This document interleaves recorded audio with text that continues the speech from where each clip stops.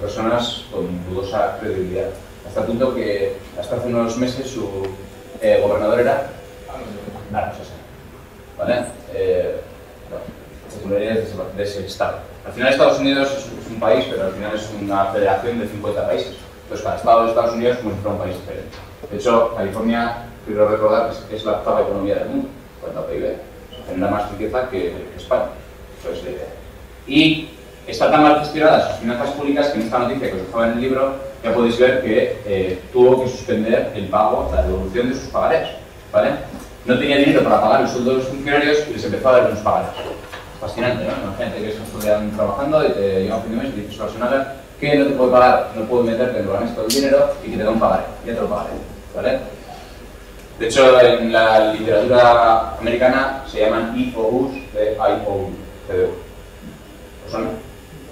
Vale, pues algo más que sabéis. ¿Vale? Bueno, entonces ya también sabéis todos los pagarés, que seguramente los conocéis del Monopoly, ¿no? Bueno, voy a pagarés en el Monopoly, ¿no? Sois ya, qué bien se siente uno que juega al Monopoly, ¿veis? Bien. Y bueno, de temas de financiación no hay mucho más que comentar, ¿vale? Aquí quería hacer un poco hincapié, ya podéis ver, os actualicéis en nuestras transparencias las rentabilidades antes de empezar el curso, pero ya veis que ha seguido aumentando, ¿vale? Pero bueno. Bonos, pagarés, aquí tenéis los porcentajes de deuda pública, ¿vale?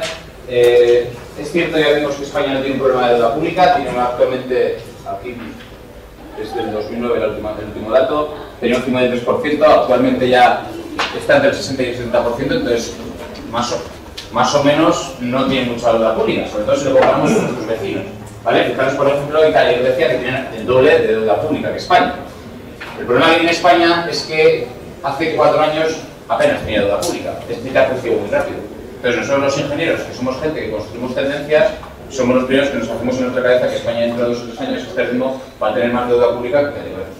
Es decir, de hecho, ya ha pasado por la tangente, ha pasado de unos cuantos países de estos, ¿vale? Y está creo que detrás del Reino Unido, ¿vale? Entonces el problema de España, sí, es cierto, no es de deuda pública actualmente, pero nosotros los ingenieros, que somos los que detectamos tendencias, nos damos cuenta que, desde luego, que dentro de 2 o 3 años o creamos mucho empleo o lo vamos a tener.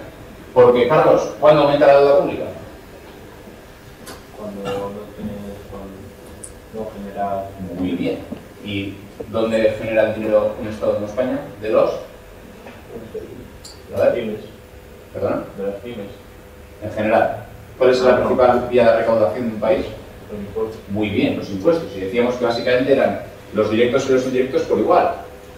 Los directos básicamente eran las nóminas de los trabajadores y he leído por ahí que de esto no hay mucho ahora mismo, ¿no? Y por la otra vía recaudatoria, que son los indirectos, básicamente el IVA, si no hay trabajo tampoco hay forma de consumir, ¿no?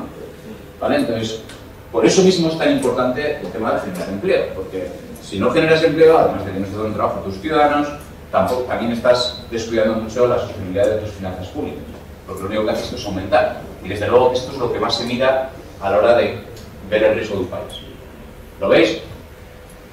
Vale. Bueno, pues con esto ya doy por concluido este tema, porque el resto ya son un poco para que entréis un poco más vuestra y os profundicéis un poco más, pero bueno, entonces vamos a hacer un ejercicio, ¿vale? Que es el ejercicio 6.1, tenéis por ahí.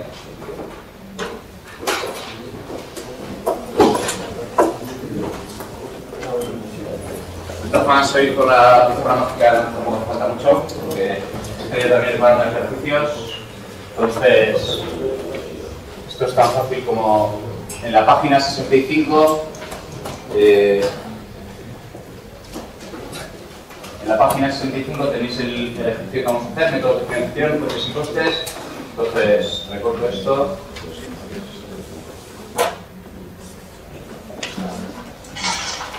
Voy al notebook, lo tenemos aquí, lo hago más grande. ¿Lo veis todos? ¿Lo veis todos bien? Es decir, que no hay excusa de que no he traído el material. Vale. Entonces, vamos a resolver el ejercicio. Este es un ejercicio muy típico. En cuanto a métodos de financiación, ya hemos hecho los 2 núcleos de ejercicio más difíciles de asignatura, que son los ejercicios de análisis contable y análisis financiero, entonces no esperéis que hay más ejercicios complicados. De hecho, este es un insulto a vuestra enorme inteligencia. Pero no os lo toméis a mal, os va a perder 10 minutos resolviendo este ejercicio, ¿vale? ¿Estás haciendo voluntaria, Cristina, para empezar? ¿No? ¿Querido notarlo? Bien, pues vamos a calcular el coste de un préstamo. Imagínate que en el examen te pongo que es un préstamo. Muy bien, un método de financiación. Perdón por interrumpir, perdón. Ahora sí te... Vale. Método de financiación. ¿Propio o ajeno? Muy bien, ajeno. ¿Por qué? Es decir, vamos a ir anotándolo. Estos van a ser fondos ajenos. ¿Vale? Bien. Hoy no es tan crítico de aquí, sé que eso se va a quedar ahí mal. Espera. Haremos un friquismo.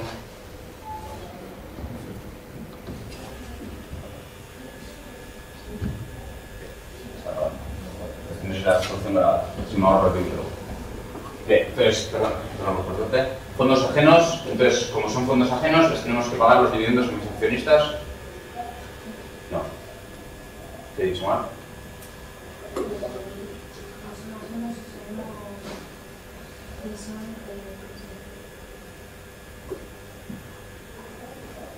Podéis echar un cable, gracias por vuestro compañerismo, ya sois bien caer, no te preocupes.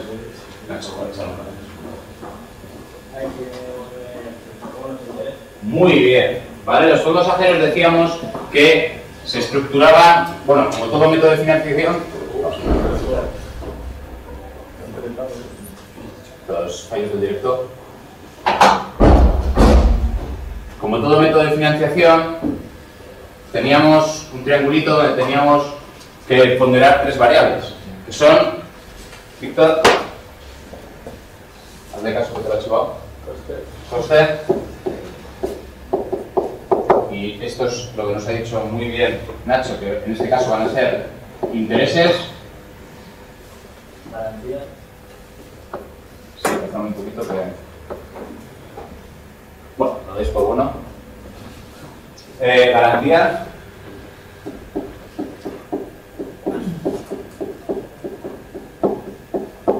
¿Vale? Vamos a ir al enunciado. Ya hemos puesto que va a haber por ahí unos intereses.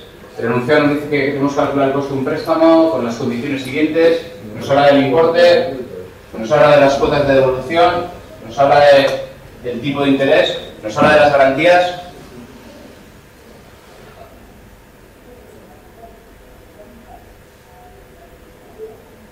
¿Íñigo? ¿Habéis leído por ahí algo de garantías? No. ¿Vale? ¿Por qué? Estamos hablando de 3.000 euros. ¿Vale? Está bien que se diga en términos generales que tiene que haber siempre una garantía a la hora de conceder un préstamo, pero con 3.000 euros, pues tampoco da cuenta que hipoteques tu casa. ¿Vale? Entonces hay muchos préstamos, que lo que sí quería hoy comentaros con este ejercicio, que no hace falta aportar una garantía. La garantía va con el propio nombre del que pide el dinero prestado. El banco no está obligado a conceder un préstamo a nadie. Pero si Carlos y yo entramos por la puerta de la BK y decimos déjame 3.000 euros, pues lo primero que hace el banco es saber quién es Carlos Prado y quién es Sara Castañón. ¿Vale? Entonces, el propio préstamo ya pone la garantía solo con el nombre del que esté pidiendo dinero. ¿Vale? ¿Lo veis? Obviamente, si vemos la BK, lo primero que mirará es si tenemos algún depósito o algún préstamo con él, ya anterior. ¿Vale? ¿Lo veis? ¿Lo entendéis todos? Bien.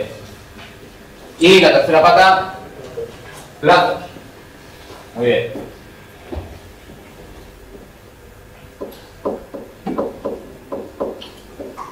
¿Vale? Aquí nos está hablando de que hay unas cuotas que tengo que devolver. ¿Vale? Una de las primeras cosas que os hace el banco cuando vais a pedir un préstamo es haceros un calendario de amortización. ¿Vale? ¿Habéis visto? Hemos entrado antes a ver el calendario de España y hemos visto que teníamos por meses en filas todo lo que tenía que ir emitiendo, ¿no? Bueno, pues para vosotros cuando tenéis un préstamo lo mismo. En este caso nos da lo que tenemos que devolver, pero quedan los 3 primeros años, ¿no? Tenemos aquí el año 1, tenemos aquí el año 2 y tenemos aquí el año 3. ¿Me seguís todos? Sí, ¿no? Entonces, año 1...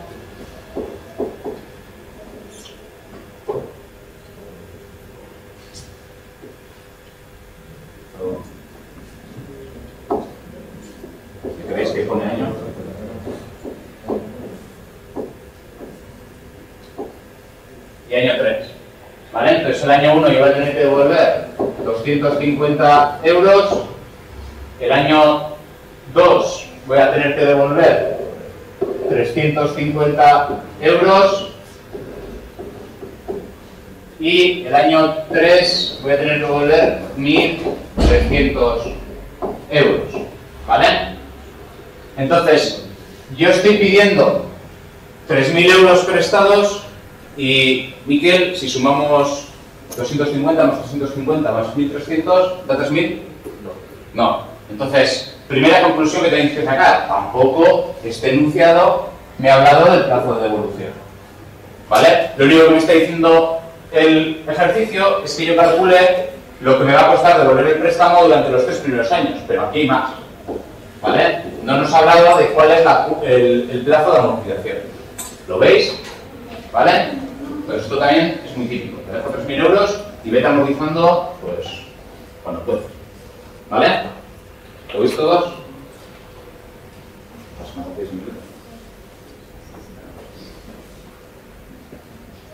Bien. Entonces, esta ejercicio es muy sencillito, ahora lo tenemos planteado.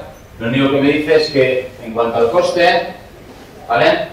Las cuantías de devolución del principal, en concepto de intereses, va a ser del 7%. Y me dice el ejercicio que calcule el coste del préstamo. ¿Vale? Entonces, como son fondos ajenos, el coste van a ser los intereses.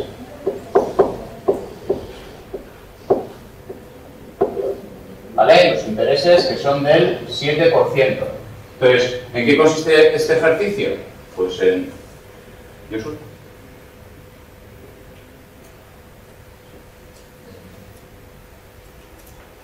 Si yo tengo que devolver 250 euros, los intereses serán...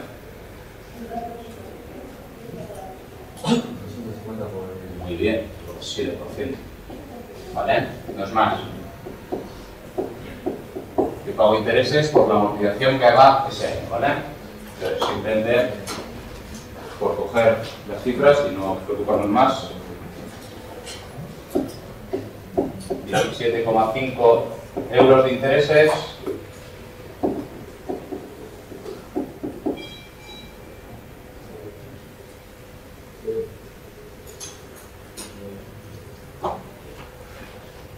$24,5 y 91 euros. Entonces, Lorea, ¿cuál es el coste total del préstamo?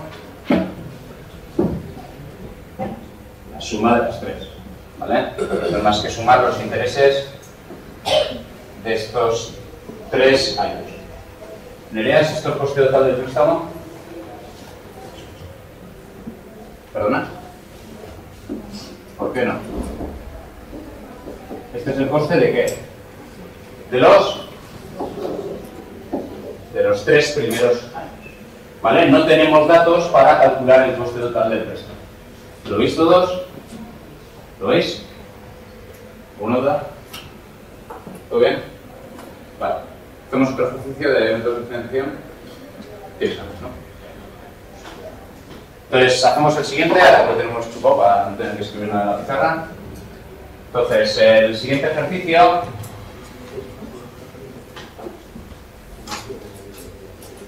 habéis visto que en el primer ejercicio nos hablaba del coste del préstamo.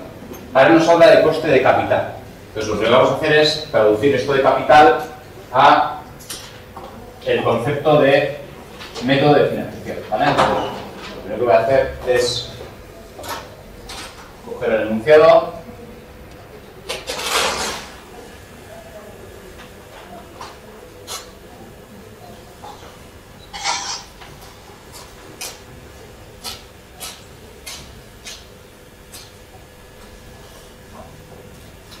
¿vale? Lo amplío para que lo vean en el segundo norte.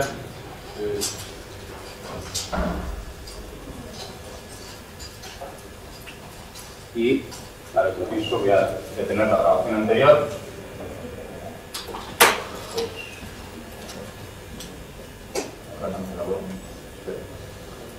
Y iniciamos la grabación para este nuevo ejercicio, ¿vale? Entonces, Ya estamos en nuestra quinta clase de concepto de hoy. Vale, vamos a calcular el coste capital. Así, se diferencia el coste de un préstamo del coste del capital. El concepto es, ¿qué es el capital? ¿Qué es el capital financiero? Ponemos el apellido financiero. ¿La? Bien, ese es el capital social, ¿no? Decíamos que, muy bien, así, que la tarta era todo el dinero que habían aportado los accionistas. Imaginemos que son 60.000 euros, que se reparten 4 socios, cada uno por el 25%. Este es el capital social, ¿vale? Pero si os fijáis en el libro, tenemos en la página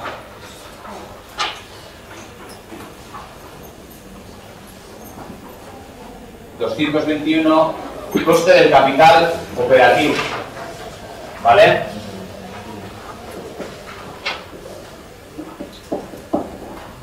O en general, coste del capital. Y como veis que en la sección 2.62, ¿vale? 2.62 más sección 2.63, esto me da igual a la sección 2.64, que es el coste medio del patrimonio neto, que es sinónimo del coste de capital, ¿vale? ¿Lo veis? Es decir, que tengo que sacar cuánto me cuesta a mí financiar. ¿Lo entendéis?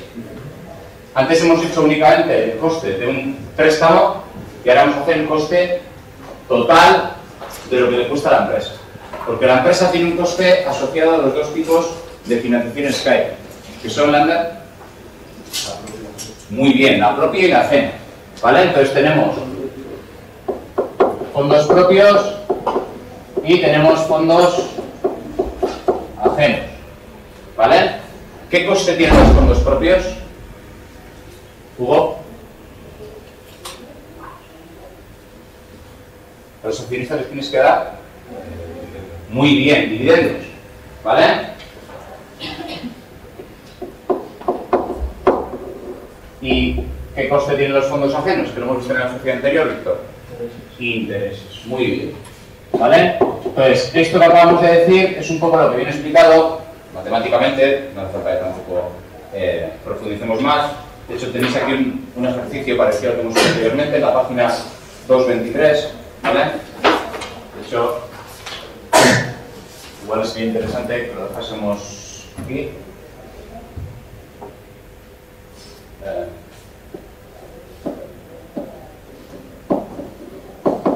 Página 223, tenéis otro ejercicio, ¿vale? Volvemos a nuestro ejercicio anterior, estamos ahora, ¿vale? Y lo que vamos a hacer es el ejercicio que tenéis ahí abajo, el de 264, ¿vale? Tenéis una resolución idéntica al ejercicio que planteamos en la clase. Es decir, calcular cuánto me cuesta a mí financiarme. Es decir, el sumatorio entre los dividendos y los intereses, ¿vale? Coste total. ¿Lo vemos? Vale. Y de nuevo, vuelve a ser muy sencillo. Porque únicamente, por cierto, así es con esto ya te hago respuesta, ¿no? Una cosa es el capital social, por eso os he hablado del concepto capital financiero, capital operativo, o en general, coste del patrimonio total, y hay que diferenciarlo del coste del capital social, ¿vale? Entonces, Pello, despidiendo paso. Tenemos capital social, es decir, tenemos aquí este primer método de financiación, que es que, imagínate que en el examen te pregunto, explícame los 4 métodos de financiación que tiene esta empresa. Muy bien, es decir, el riesgo en el que incurre una persona para montar una empresa apostando su dinero.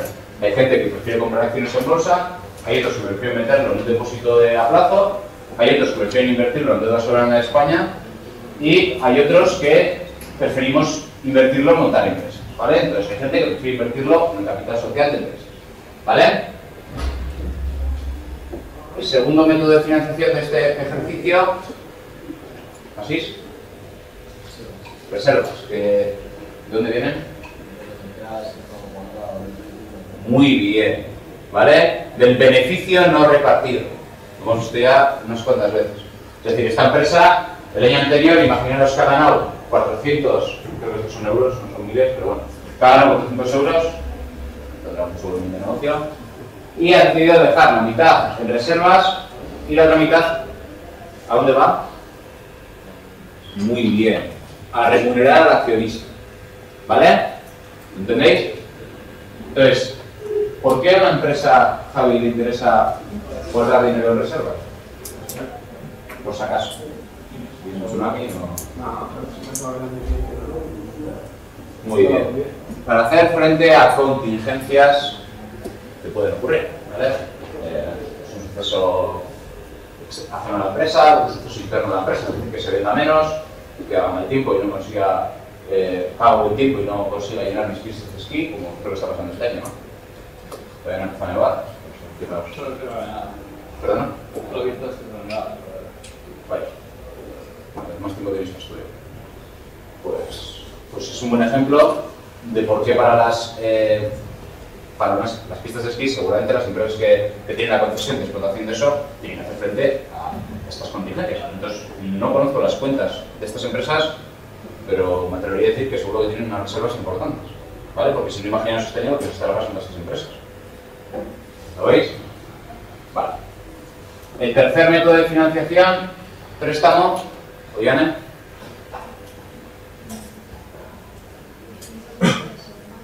Muy bien. Lo hemos hecho en el ejercicio anterior, ¿vale? Lo hemos hecho en el ejercicio 6.1, ¿vale? Yo le pido 400 euros a un banco, ¿vale? Y proveedores. Este cuarto método de financiación, ¿qué será, Alex?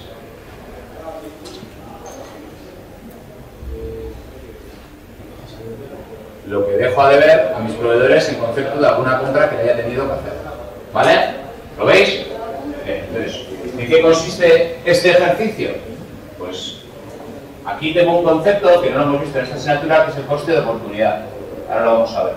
Este es el coste asociado a mis fondos propios, ¿vale?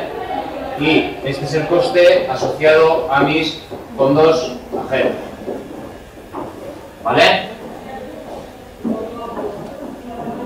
¿Lo veis? El coste de oportunidad es un concepto muy económico, por eso no lo suelo explicar, salvo cuando llevamos este ejercicio. Y apuntando por ahí si queréis, para resumiros un poco la idea, pero es el coste de otras alternativas de inversión que tiene el accionista, ¿vale? Estoy por aquí.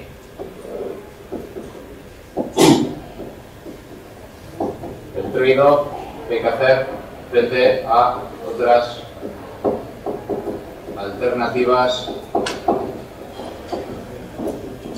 de inversión. ¿Vale? Entonces, un accionista, por invertir en mi empresa, está a su vez rechazando invertir ese dinero en otro sitio. Entonces, eso tiene un coste asociado, ¿vale? Porque está rechazando adquirir una rentabilidad en otro lado por meterlo en mi empresa. Entonces, simplemente como ahora quizás en este curso introductorio a lo que es las finanzas, nos interesa más saber que los fondos propios tienen un coste asociado, entonces si en el examen veis el concepto de coste de oportunidad, que sepáis que ese es el coste asociado a los fondos propios. ¿Lo veis todos? Vale.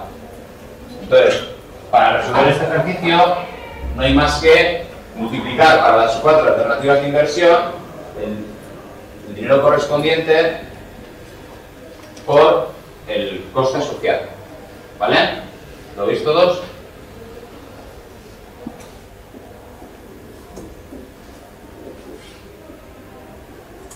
Entonces, vamos a empezar a razonar. El capital social. Carlos, ha habido unas personas que han invertido en mi empresa 200 euros. Tenían la alternativa de invertirlo en otro lado? Sí. Desde luego que sí. ¿Tiene un coste asociado? Sí. Desde luego que sí, es del 16%. ¿Vale? Siguiente elemento de financiación. Por cierto, estos dos de aquí son fondos propios. Y estos dos de aquí son fondos ajenos. ¿Vale? Esto no hace falta que lo diga, porque como esto venga a repetir durante estos días. Pasamos al siguiente, reservas. Estos 200 euros que se han sacado del resultado generado por la empresa Bello, ¿tenían otra alternativa? La vida es cuestión de oportunidades.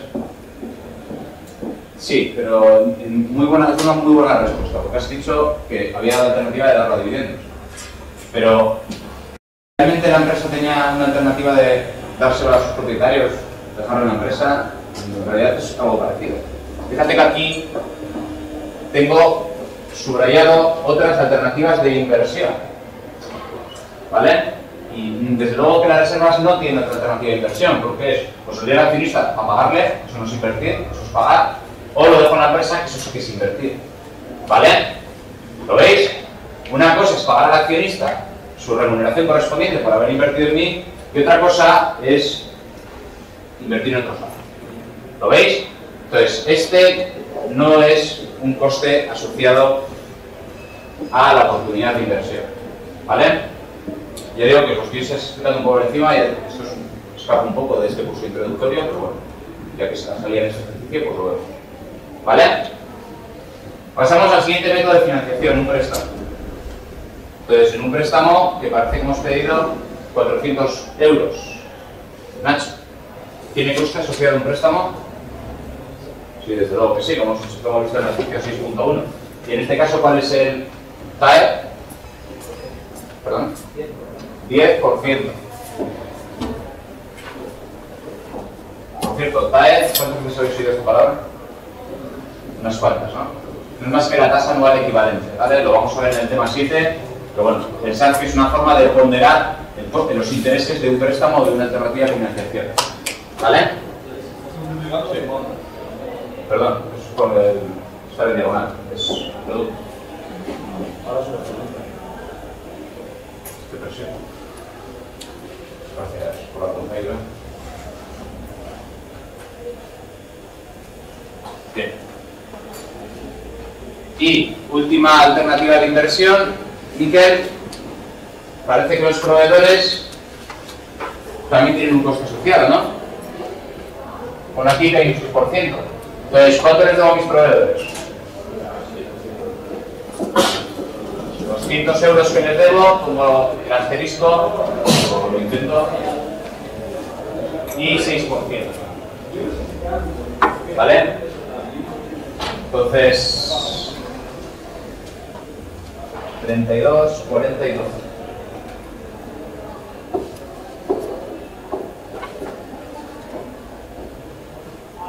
¿Vale? Y ya está. No hay más. 32, 40 y 12.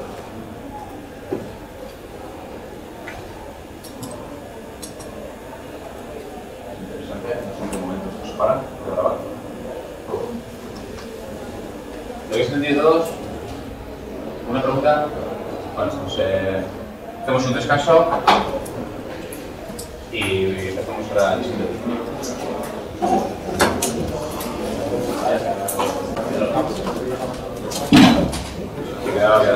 Queda mejor.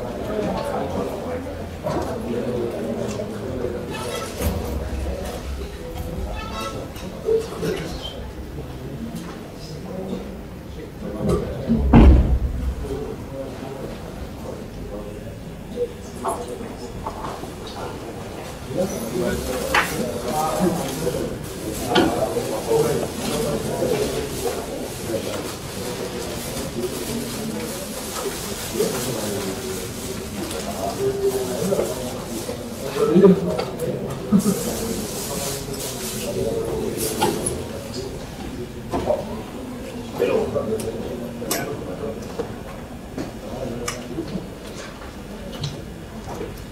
segundos de la vida social de la cama. Esta tecnología es fascinante. Bien.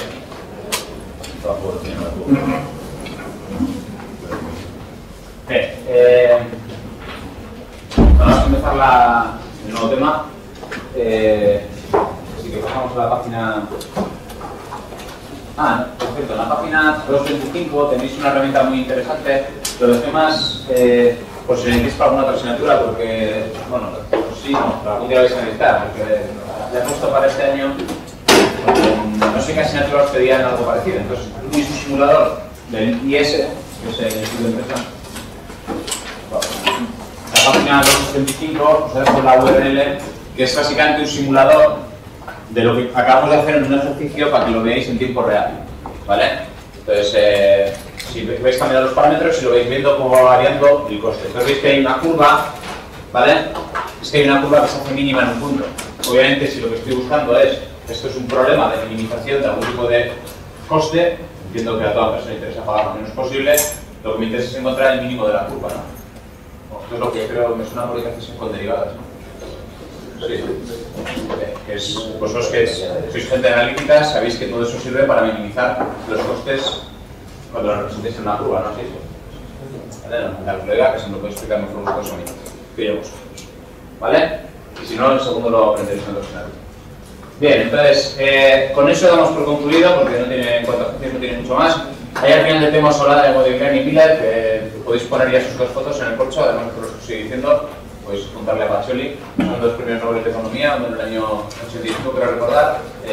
Miller fue, el profesor Miller creo que es del año 90, que escribieron sendos trabajos, premiados con Nobel, entiendo que entonces son bastante relevantes, sobre cómo estructurar el capital de una empresa.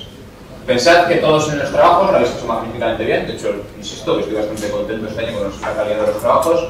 Todos habéis puesto que mi empresa está bien porque tiene entre un 40 y un 60 de fondos propios, fondos ajenos. Bien. Eso está bien en un curso introductorio, pero eso es poco riguroso, ¿vale? Esto es bastante más complejo, os lo venía diciendo. Entonces, estos hombres, trabajando conjuntamente e individualmente, que por eso los premios Nobel fueron por separado, en un espacio de 5 años, tienen trabajos para determinar para una empresa dada cuál es la estructura óptima de capital, ¿vale? De hecho, aquí tenéis una imagen bastante relevante.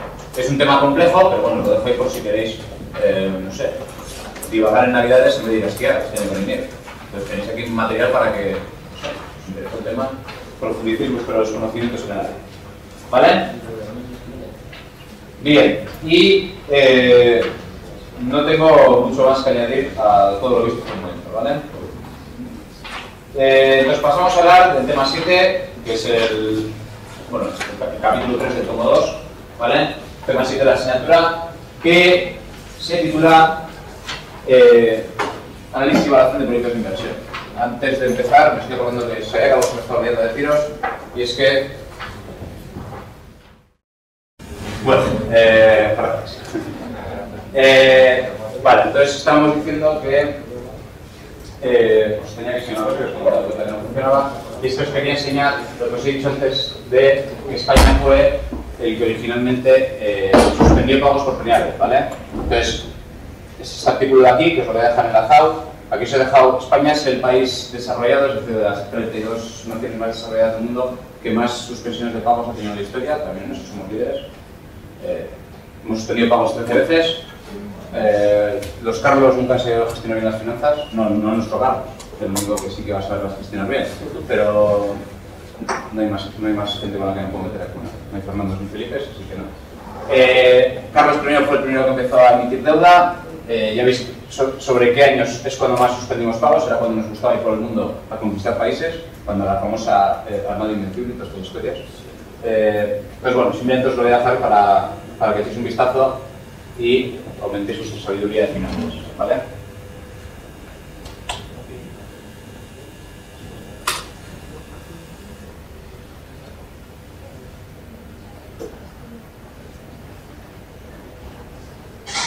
Bien. Y os voy a dejar también el enlace para que lo podáis abrir.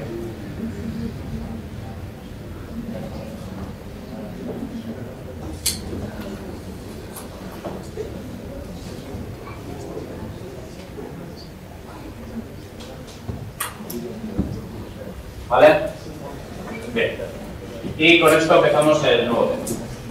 ¿Vale? Vamos a hablar de la evaluación de proyectos de inversión. ¿Vale?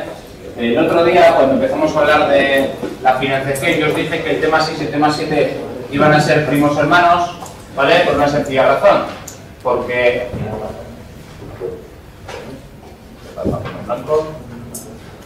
cuando empezamos a hablar del balance, yo os decía que toda esta parte de la izquierda se llamaba el activo.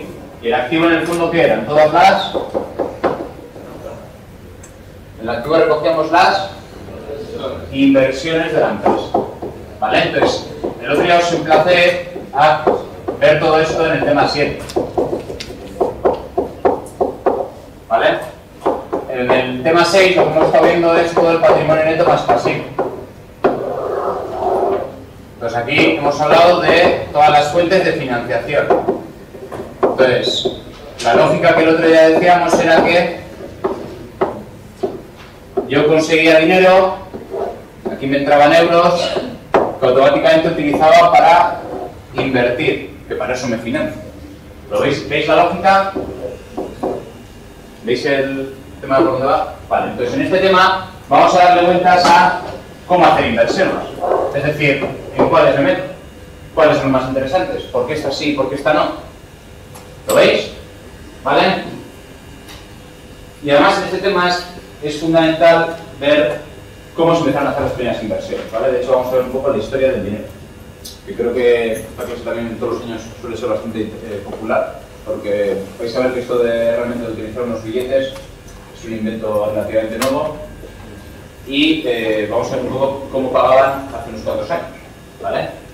Bien, ya os contaré algunas anécdotas de este verano de Etiopía, porque es cuando todo lo que estoy comprando se lo vi en tiempo real. Pues vi los billetes y monedas, pues os podéis imaginar que se utilizan raramente.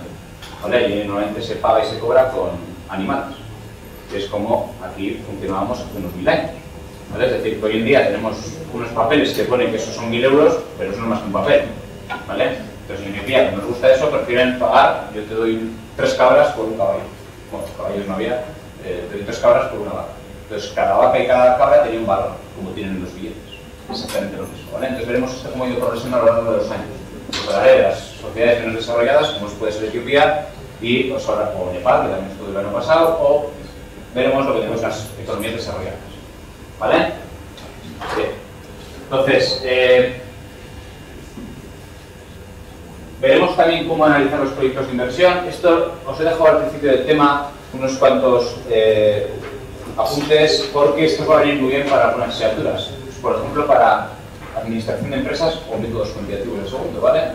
Alguno de este año, de hecho, en la asignatura que imparto en segundo, que es métodos cuantitativos, ha utilizado este material para documentar el proyecto. Alguno que se ha acordado, obviamente no voy a dar la pista a todos, a los que os doy en segundo también, por eso no un poco, tenéis que realizar alguna lección de qué proyecto hacer, de qué tenéis como analizar.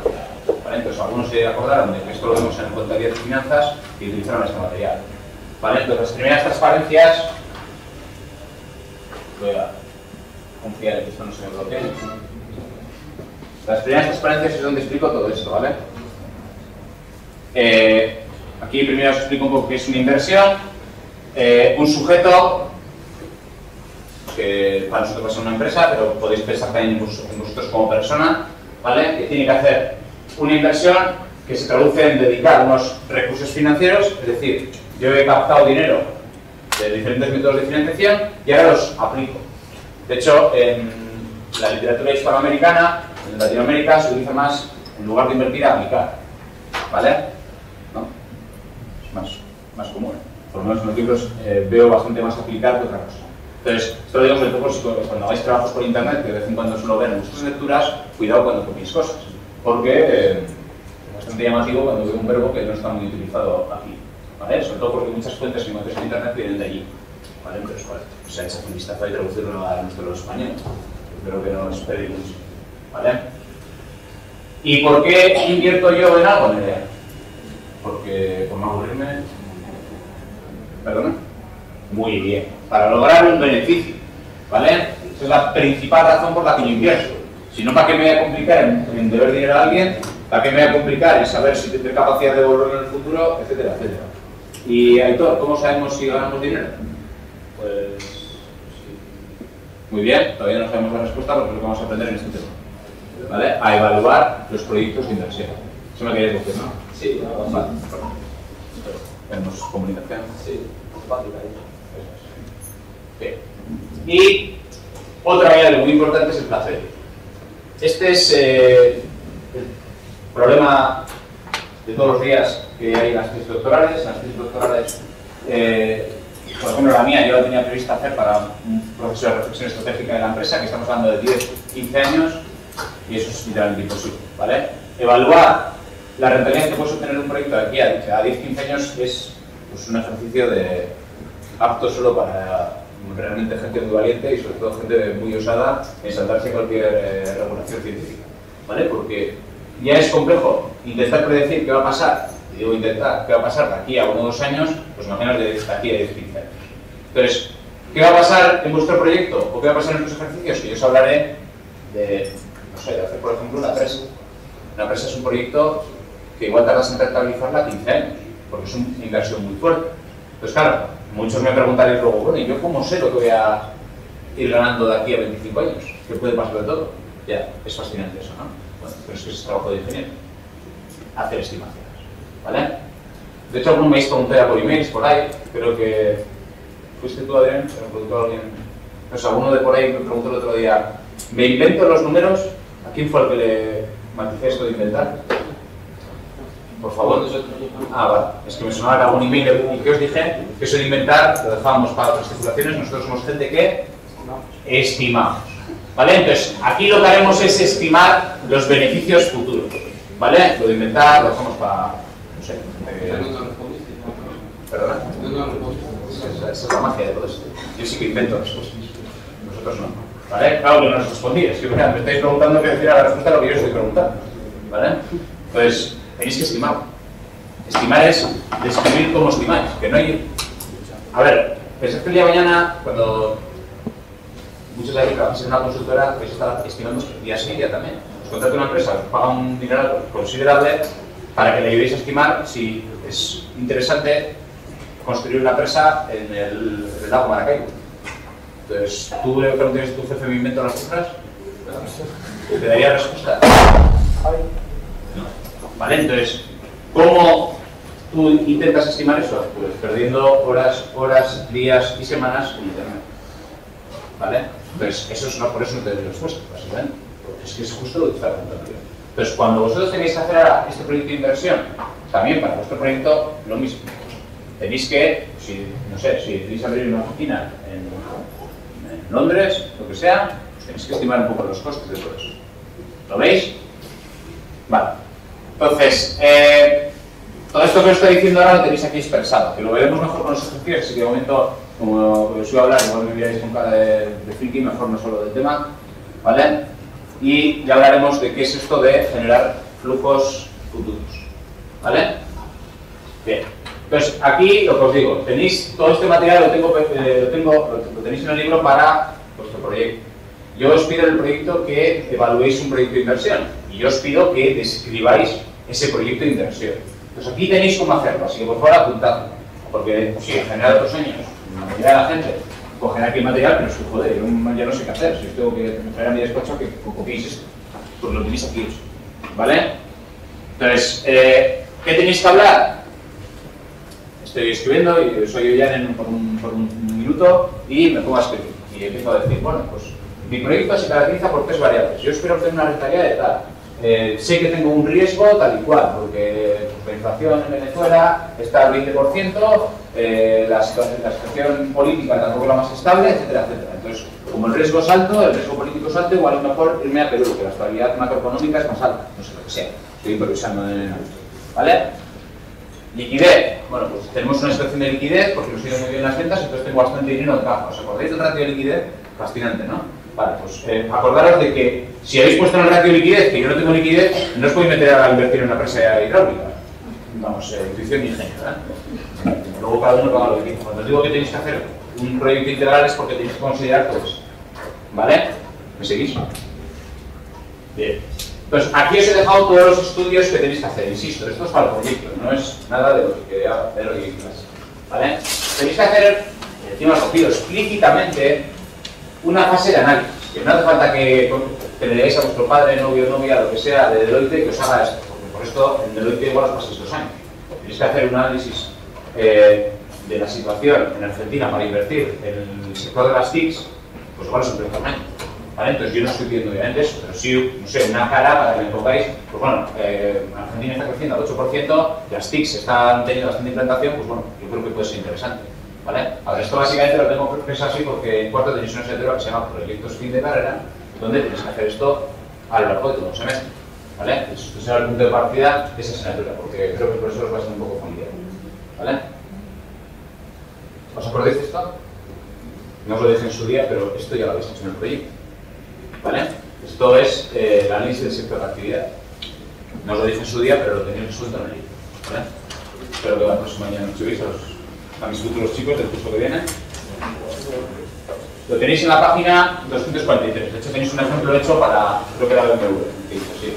Lo tenéis hecho para BMW. ¿Vale? Entonces, simplemente lo que hacéis ahora es incorporar algo de lo que ya habéis trabajado para el sector de actividad. ¿Vale? Es decir, tenéis que estudiar un poco el sector donde os vais a implantar. Es decir, yo no puedo decir, no, voy a montar una pista de esquí en la República Dominicana. No sé, no me pega mucho, que puede tener éxito. No sé, es intuición masculina, ¿eh? Pero bueno, si hacéis un análisis de preinversión y pues sale interesante de esto, pues bueno, adelante. Otra cosa es que igual no tenéis mucho éxito, pero bueno, eso es lo bueno de invertir, que el riesgo siempre está. ¿Vale? Bien. Una cosa interesante de todo esto es para la variable de riesgo. Lo vamos a ver un poco más adelante, pero de hecho no lo voy a ver el artículo, pero ahí tengo un artículo escrito sobre las agencias de rating, ¿vale? ¿Os suena? Vale, son las famosas agencias de calificación, que todo el mundo las tiene bastante un poco de manía, entiendo por alguna razón hay por ahí. Entonces, cuando terminemos este tema, os explicaré cómo utilizarlo para invertir. Habéis visto que cuando hemos entrado en la página del Tesoro de España, lo primero que hemos visto es la nota, ¿no? Es como si entramos en el blog de Alex y lo primero que vemos ahí arriba es su meta de contabilidad de finanzas. Una forma de decir, oye, que yo sé de esto, yo soy una persona de confianza. Entonces, otros años, mucha gente, para evaluar el riesgo de invertir en un determinado país, han puesto la calificación de la deuda soberana de ese país. ¿Vale? No sé ya si el funcionamiento es lo que vayan en trabajo, pero... ¿Vale? Porque es una forma de ponderar el riesgo. No solo vosotros, como ingenieros de primer año, pero también el día cuando trabajéis, una buena forma de ponderar el riesgo es a través de las agencias de calificación. ¿Vale? De hecho, habéis visto que en la página del Tesoro tenían las 3, porque hay 3 agencias de rating principales. ¿Vale? Entonces las estudiaremos. De momento, pasamos un poco de ello. ¿Vale? Entonces aquí tenéis un poco cómo analizar todo el sector. Tenéis los estudios de viabilidad, ¿vale? Esto, en los planes de estudio antiguos había una asignatura que se llamaba anteproyecto, donde nos pasábamos haciendo esto un semestre entero. Es decir, antes de hacer la inversión yo tengo que hacer un análisis de viabilidad en 3 ejes. Un eje tecnológico, un eje comercial y un eje económico. ¿Vale? Un eje tecnológico, no hace falta decir que si yo, por ejemplo, quiero empezar a programar iPhones en Nepal, me da que no hay viabilidad tecnológica. Principalmente porque allí no hay iPhones, ¿vale? Y además tampoco tengo la mano de obra cualificada para programar iPhones. O me los llevo de España allí, o no tengo viabilidad tecnológica. ¿Veis qué es la viabilidad tecnológica? ¿Vale? Viabilidad comercial, pues a mí tampoco se me ocurriría empezar a vender iPhones en Etiopía. Por una sencilla razón, porque bastante con que tienen 1 hora al día luz. Entonces no van a tener, como nosotros, que podemos cargar el iPhone a todas horas. ¿Lo veis? ¿Vale? Viabilidad económica. Bueno, y de hecho le suelo poner económico-financiero, que no era lo mismo. ¿Vale? Yo no puedo decir que voy a hacer una empresa en Etiopía pidiendo un préstamo al Banco Central de Etiopía, porque el Banco Central de Etiopía, de hecho, el dinero te lo da en mano. Entonces, si vas a cambiar euros, te vamos a pagar 6 días. Entonces, si tengo que pedir financiación para que me financie una empresa, pues no sé, igual tengo que llevar un trailer. ¿Vale? Entonces, vamos, que la financiación aquí también es un poco difícil. Estoy exagerando un poco los ejemplos, pero ya podéis ver un poco por dónde van los tiros. ¿Vale? ¿Me seguís todos? Bien. Fase de ejecución, esto se escapa un poco de lo nuestro, esto lo vais a estudiar en otras asignaturas, ¿vale? Vais a estudiar cómo gestionar una planta de producción, vais a estudiar cómo supervisar el trabajo de los operarios, vais a aprender a gestionar la logística y distribución, entonces esto se escapa de esta asignatura, pero simplemente que sepáis, ¿vale? La parte de operación y demás. Entonces, eso simplemente, insisto, os lo dejo para el proyecto, ¿vale? Luego, esto que os decía, que si la ya no estuve, que si la pizarra, no sé qué, bueno, entre las excusas, pero bueno, ahí tenéis todo el material, ¿vale? Y ahora vamos a ver los elementos de una inversión. ¿Por qué este capítulo es lo más importante? Porque lo tenéis que ponderar para el proyecto, ¿vale? Lo tenéis a partir de la página 246, ¿vale? Hay básicamente tres elementos que tenemos que ponderar en toda inversión. De momento vamos a centrarnos en los primeros días, en el primero de ellos, que es el dinero, ¿vale? La palabra dinero, si os pregunto, voy a hacer el experimento con otros años, Pablo, ¿qué es el dinero?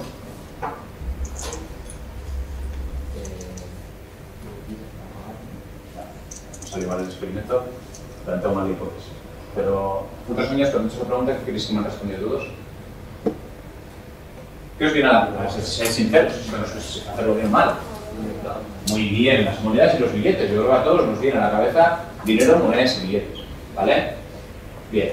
El problema que tiene eso es que, claro, aquí entiendo que en una sociedad como la nuestra, que estamos todo el día con billetes y monedas, entiendo que el dinero lo traduzcamos a billetes y monedas. Pero esto históricamente no ha sido así. A lo largo de la historia ha habido otras formas de dinero, ¿vale? Tenéis en el libro, de vez en cuando que me gusta ponerme a escribir, entonces os he documentado un poco toda la historia del dinero desde el antiguo Egipto, ¿vale? Cuando las primeras sociedades con trueque y demás, ¿vale? Hoy en día, en nuestra sociedad desarrollada, sí, tenemos billetes y monedas. El próximo día, que es mañana, hago un experimento con eso también, ¿vale? Pero quedaros con la idea que nos he dicho Pablo. El dinero no es más que un medio de cobro y de pago. Como medio de cobro y pago yo tengo muchas cosas, ¿vale?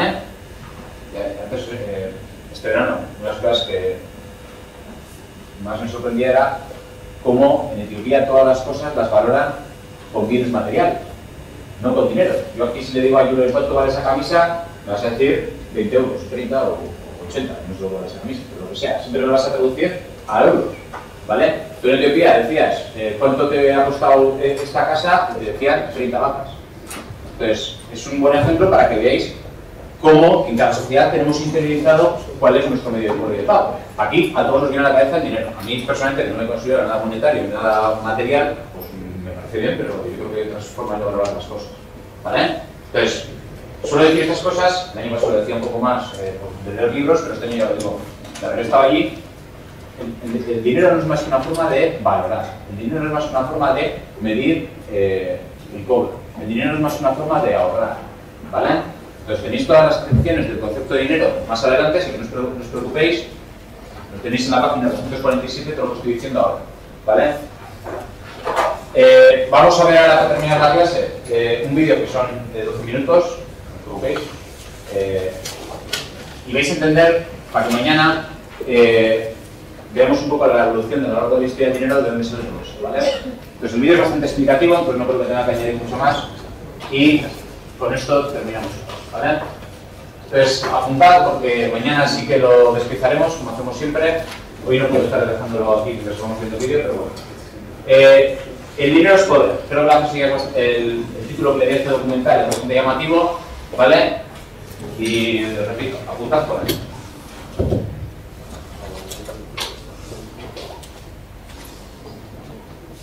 ¿Os importa si me pongo la luz?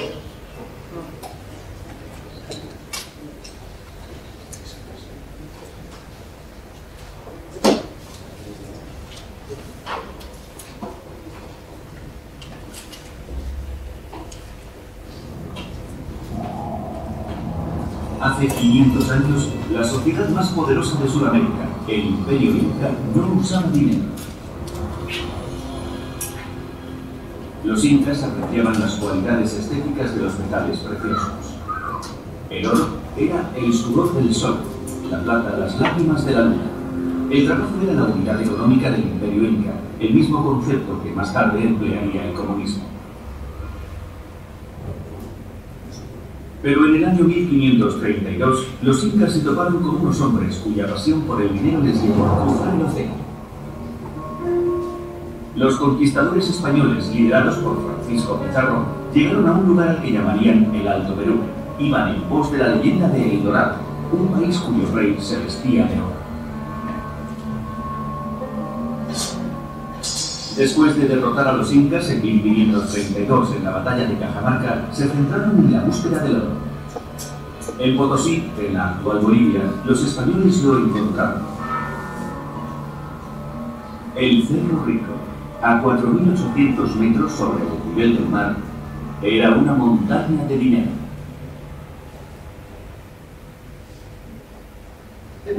Durante los 250 años de gobierno español, más de 55.000 toneladas de plata fueron extraídas de minas como esta, a 4.300 metros de altura en los Andes. Los incas nunca pudieron comprender por qué los europeos tenían tanta sed de oro y de plata. Ignoraban que para los conquistadores aquel era mucho más que un metal brillante, pues podía convertirse en dinero. Era un depósito de valores, una unidad contable, un poder contable.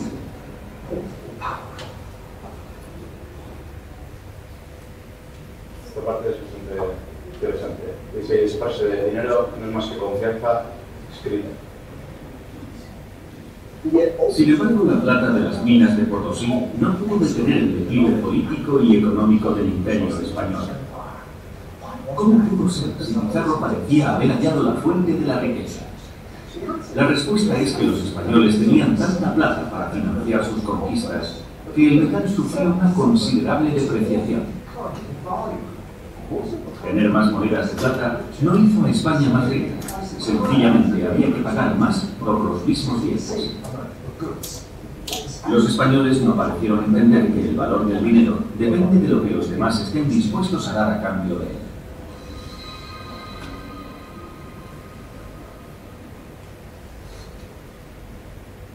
Y eso ha sido cierto desde tiempos muy remotos, tanto si el dinero tiene forma de monedas de plata, conchas de mar, lingotes de oro o billetes de banco. Incluso un trozo de arcilla puede ser valioso si la gente confía en él. En la antigua Mesopotamia, hace casi 4.000 años, se usaban tabletas de arcilla como estas para realizar transacciones financieras. Por ejemplo, en esta, que se halló al suroeste de Bagdad, dice que el lingote de daban al prestamista 330 medidas de grano el día de la recolección. Pero esta otra es incluso más curiosa, porque dice que al portador de la tableta de arcilla se le deberán pagar 4 medidas de cebada. La idea del pago al portador me resulta interesante.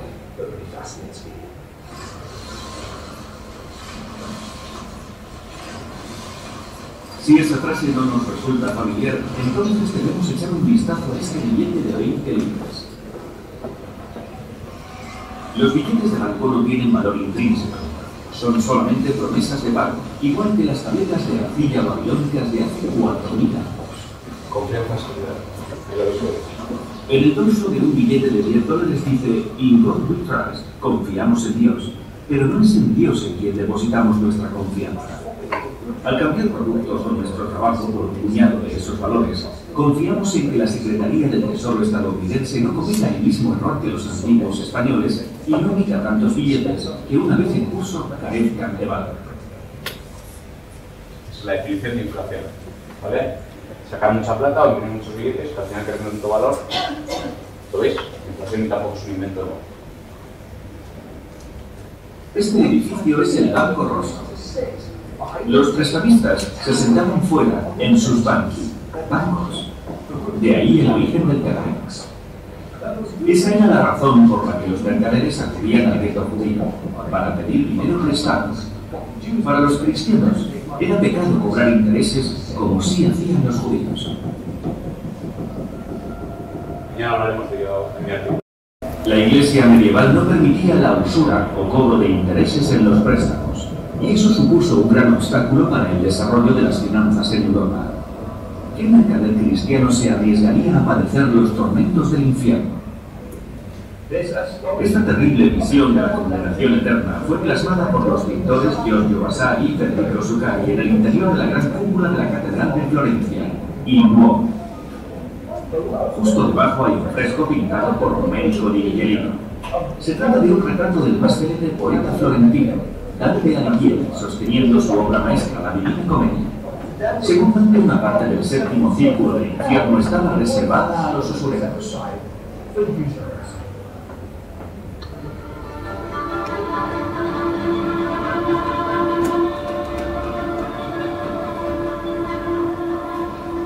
Allí se torturaba a los prestamistas por toda la eternidad con tierra ardiente y nieve helada.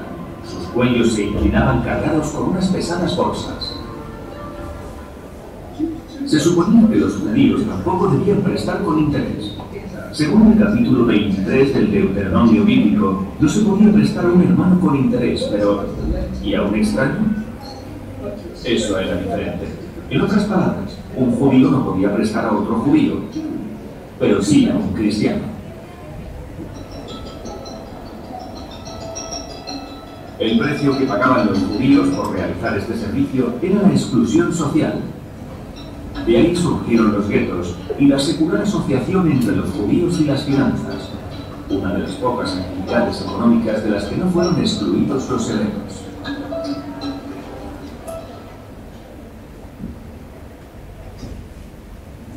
Aquí habla un poco del origen de los bancos, que no son más que intermediadores de dinero. También mañana hablaremos de todo eso. Los Medici.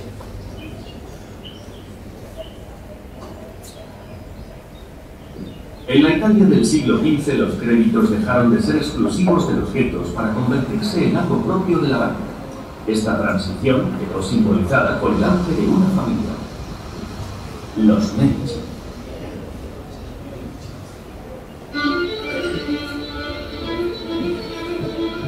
Al elevarlo de categoría, el crédito llegó a la madurez. El préstamo monetario dejó de ser algo reprobable para convertirse en la base de un poder de nuevo culto.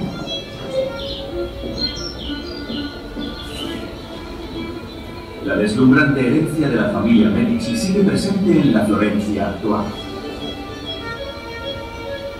En el transcurso de 400 años, 2 mujeres de la estirpe se convirtieron en reinas de Francia y 3 varones en papa.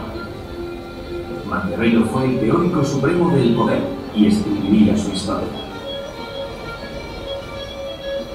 Quizás ninguna otra familia dejara una impronta tan profunda como la que la familia Medici dejó en el Renacimiento. Su mecenazgo respaldó a todo tipo de genios, desde Miguel Ángel hasta Galileo.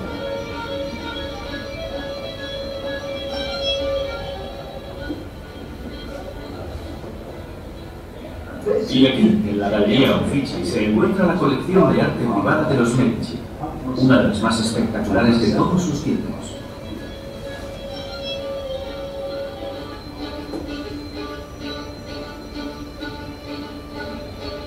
Lo que los millones de turistas que acuden a visitarla desconocen es cómo lograron los Medici adquirirla.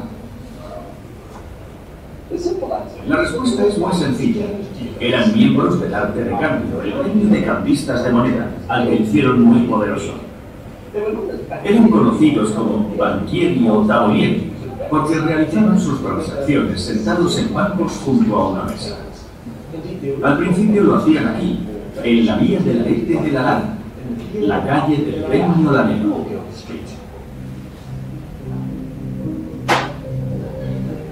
Más que no lo he visto por ahí. Antes de la década de 1390, los Medici se convirtieron en la respuesta florentina a los Soprano, un pequeño clan más conocido por emplear la violencia a pequeña escala que por la altura de sus finanzas. En 17 años, al menos 5 Medici fueron sentenciados a muerte en los tribunales por haber cometido crímenes capitales. Giovanni di Vici de Medici procuró que su familia actuara dentro de la legalidad. Parte de su éxito se debió a un ingenioso sistema de contabilidad que permitió a los Medici sortear las leyes antiusura.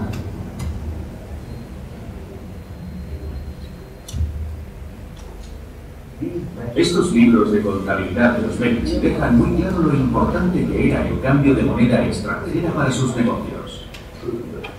Aunque la Iglesia prohibía la percepción de intereses en los préstamos, nada impedía ganar dinero a un cambista en transacciones con diferentes monedas. No había interés y por lo tanto no había pecado, solo una comisión que se deducía por la conversión de una moneda a otra.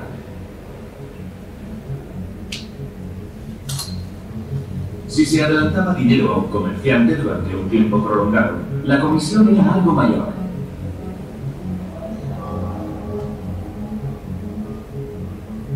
A los que depositaban su dinero en el banco de los Medici se les daba discreción en compensación por arriesgar su capital.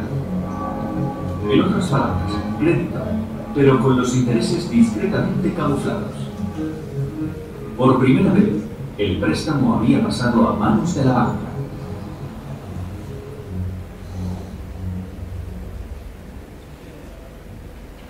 El éxito de la banca de los Medici se explica aquí, en el libro secreto de Giovanni Medici de Medici. La clave no estaba tanto en el tamaño de su banco como en su diversificación. Los bancos italianos anteriores eran monolíticos y muy vulnerables a un único y mal de humor. Pero la banca de los Medici se componía de varios asociados, en cierta medida cada uno independiente del resto. Esta descentralización fue la clave de sus ganancias. Bueno, robamos tiempo. Estad un poco atentos a lo que nos estamos haciendo esto, porque voy a intentar que mañana a ver si pueda ser aquí. O sea, que tengo que pedir autorización a los profesores de... ¿Vale?